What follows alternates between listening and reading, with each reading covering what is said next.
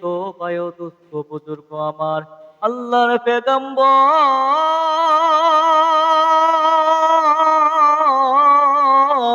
আল্লাহর পেগম্বর রাহমাতুল লিল আলামিন এবার বলে, ওরে যুবক তুমি তাড়াতাড়ি নামাজ শুরু করো, ওরে যুবক তুমি তাড়াতাড়ি আল্লাহর ইবাদত শুরু করো, আল্লাহর প্রেমে পড়ো, আল্লাহকে ভালোবাসতে শুরু করো রে যুবক।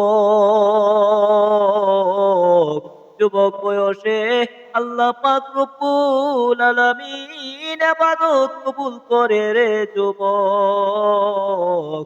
আল্লাহ পাক রব্বুল আলামিন বলেন, তুমি যদি এই যুবক বয়সে ইবাদত শুরু না করো রে যুবক, তুমি যদি বৃদ্ধকালে ইবাদত করো, আমি মালিক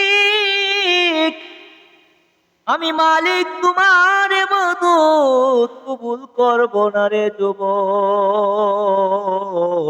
আমি তোমার ইবাদত কবুল করব না। তুমি যখন সিজদা দিতে যাবে আমাকে, তোমার হাতে ব্যথা চলে আসবে, পায়ে ব্যথা চলে আসবে, তোমার কোমরে ব্যথা চলে আসবে রে বৃদ্ধ লোক। হে বৃদ্ধা, তুমি যখন যুবক ছিলে তখন তো শরীরের গরমে আমার ইবাদত করো নাই রে।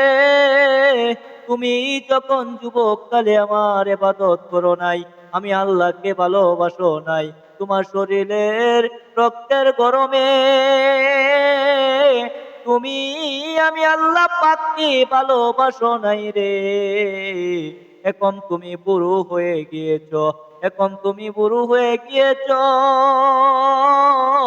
তাই কি এখন তুমি আমার প্রেমে পড়েছ? এখন তোমার বয়স হয়েছে, তাই কি তুমি আমার কবরের কথা চিন্তা করছো? তখন আল্লাহ পাক রব্বুল আলামিন ওই বুড়ার ইবাদত কবুল করবে না। তাই আসুন যারা যুবক যুবক ভাইয়েরা আমার, যুবক ভাইদেরকে বলছি, এই তোমার মতো কত যুবক কবরের বিছানায় শুয়ে রয়েছে, তারা তো উঠতে পারে না।